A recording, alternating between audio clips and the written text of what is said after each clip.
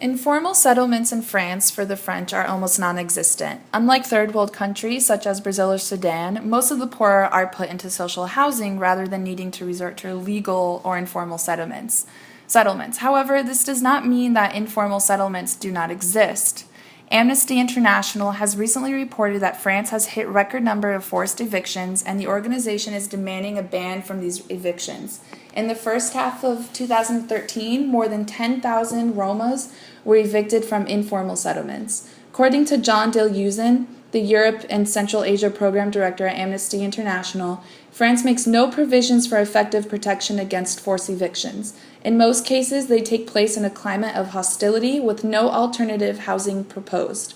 Roma people are condemned to a life of constant insecurity and forced to wander from one of makeshift camp to another. Forced eviction should be banned in law. With over 20,000 Roma migrants living in France, we can see how this is a serious issue. France is also not known to be a tolerant country of other races, ethnicities, and cultures, so it's not surprising. Education.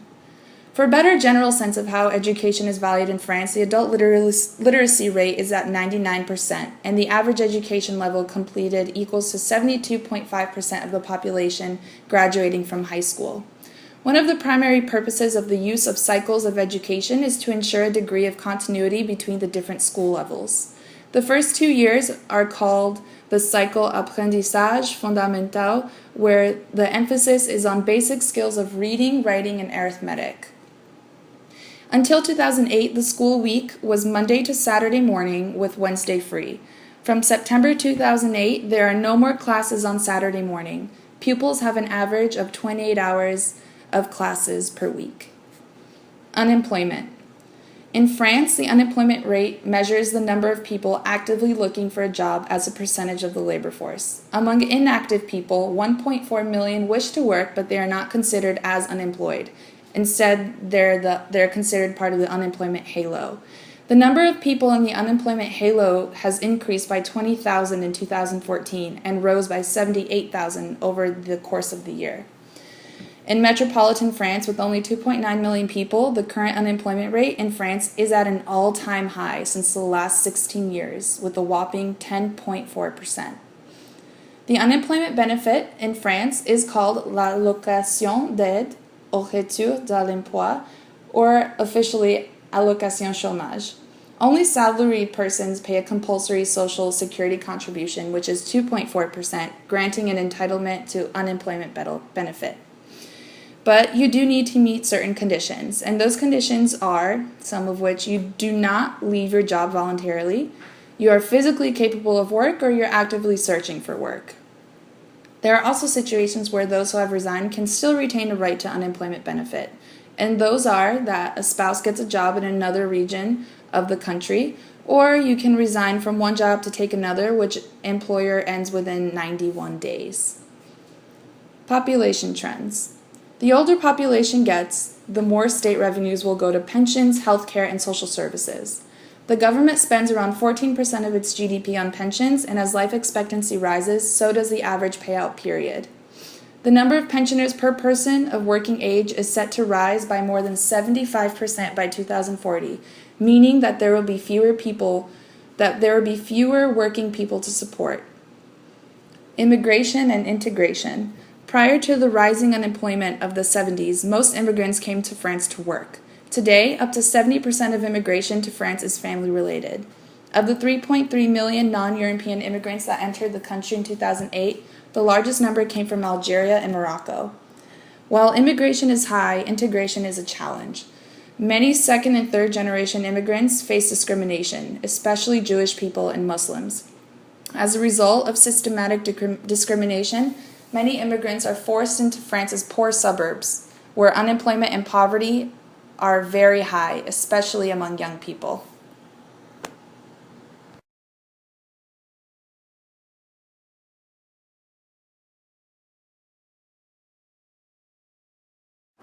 Informal settlements are a major issue in Phnom Penh. In 2013, there were around 280 informal settlements. Many of the people living in these settlements use illegally harvested wood for shelter and lack basic necessities like clean drinking water and waste management. Most people also do not own a land title and live in fear of eviction. In the past, several organizations have worked to help people living in informal settlements, but they are no longer in existence. In recent years, the city has done little to help its residents living in informal settlements.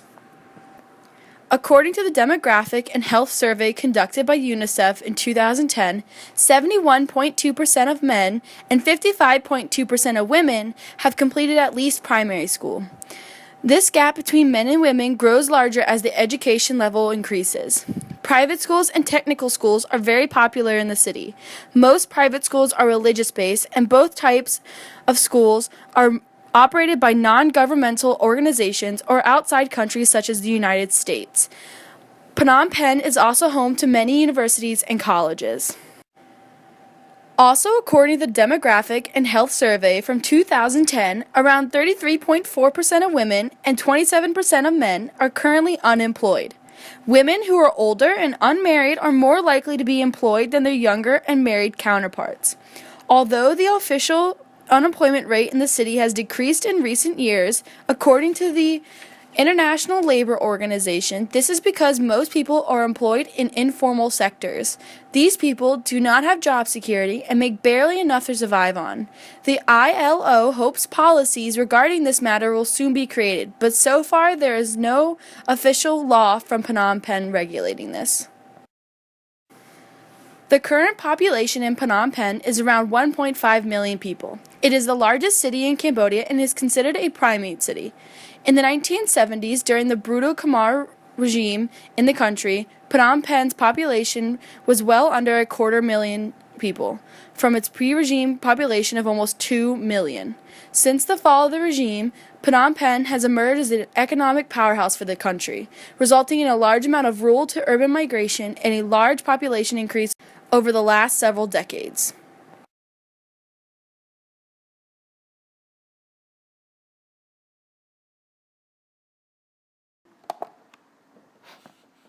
La Perla is Puerto Rico's most famous informal settlement, developed since the early 1900s outside the historical fort of Old San Juan, the country's main tourist attraction. Since the mid-20th century, La Perla has been a symbol of poverty and high crime, which the government continues on attempting to remove. Since the 1970s, La Perla has been a subject of various improvement plans by the local authority with varying of the residents' participation. The residents of La Perla hold high hopes and fears of the 20th century. The promise of progress and resultant disappointments, the limitations of top-down decision-making and expert planning, the distress of poverty, the opportunities of self-informality, and the threat of relocalization. La Perla remains one of the most dangerous places in San Juan, Puerto Rico. Tourists are often advised to avoid the area of La Perla when visiting San Juan. The high crime, drug trafficking, and safety concerns are other crucial reasons why the government wants to change the city and relocate the community to a better and safer place. The K-12 system of the United States is used for Puerto Rican pre-primary, primary, and secondary education. The Constitution of the Commonwealth of Puerto Rico grants the right to an education to every citizen on the island. Schools are co-educational and attendance is in theory enforced by law. A single curriculum has been designed to be universally applied throughout the 10 regional areas of Puerto Rico. Facilities for special education have been made available throughout the island's schools. Great efforts have also been made to provide cost-free textbooks and other learning materials. The city of San Juan has an 8.8% unemployment rate, and the country's unemployment rate is 13.7% as of December of 2014.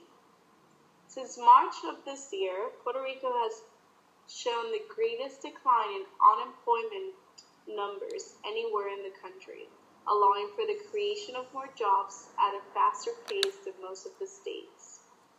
The population of Puerto Rico decreased by about 200,000 people from 2000 to 2013, with about two-thirds of Puerto Rican cities having lost population during those years. It is predicted that the island's population loss will continue through at least 2050, when about 3 million people will live there.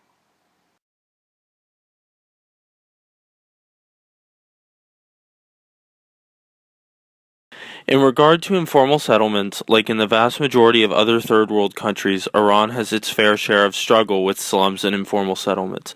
As time has gone by, paid laborers, immigrants, low-income families, and many more have abandoned their rural lifestyles in exchange for urban ones. This is largely in part to the fact that it's easier to gain access to more food, income, water, medicine, and security. Also, there are more places to practice religion and show your culture in the city. All of these pros have inspired many to move as close as financially applicable to the city. Additionally, things like the land reform policy and the Iran-Iraq war have also encouraged many to move into the city and leave the village lifestyle for good. With education, in Iran, their education system is pretty similar to the United States. They have primary, grades 1 through 5, lower secondary, grades 6 through 11, upper secondary, grades 9 through 12, pre-university, 12th, and tertiary education, college. The typical academic year is from September to June. Compulsory education is up to grade 8, and the language taught is Farsi. The youth literacy rate is 98.7%, and adult literacy is 85%, according to the World Bank in 2008. Additionally, women's educational representation is high in Iran, with women comprising of 49% of the student body. The unemployment rate in Iran as of July 2014 is 10.5%. The youth employment rate is 25.70%. The rate of employment has gotten higher over the years, with government mismanagement, poorly enforced policies, and Western-imposed sanctions largely to blame. Tehran's population grows larger and larger with each passing year. With the rapid growth of population in Tehran, 25.4% from 1996 to 2006, the current urban population is 8.5 million and 12.7 million in the extended metropolitan area. Additionally, the area of the city with standalone households is more dense than the area full of tall buildings and skyscrapers. This density pattern proves to be unusual in comparison to most other cities.